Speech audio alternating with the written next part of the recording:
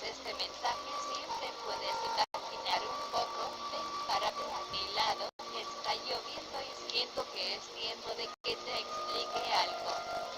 Cada vez que me sientas triste, sin fortuna o sin amor, recuerda este momento en el que te pedí que intentaras contar las gotas de lluvia a tu alrededor o que intentaras ver dónde comienzan o terminan y contener algunas de ellas en tus manos por algún tiempo.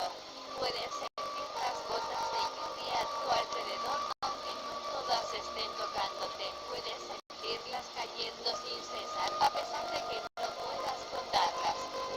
Puedes entender que la lluvia debe seguir su camino y no puede quedarse mucho tiempo en un solo lugar. No puedes contar las gotas de lluvia a tu alrededor ni puedes saber dónde empiezan o terminan.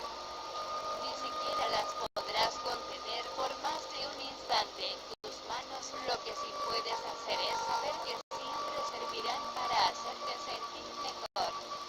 Porque mi amor por ti es como las gotas de esta lluvia. Tal vez no sirvan para apoyarte en ellas y levantarte en esos momentos difíciles, pero servirán para que tengas deseos de hacerlo.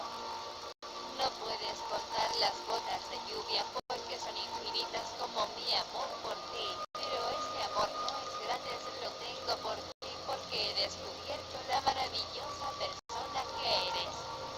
No puedes saber dónde empieza o termina esta lluvia, es como mi amor por ti, te rodea y tu ser es tan inmenso que no tiene principio ni fin.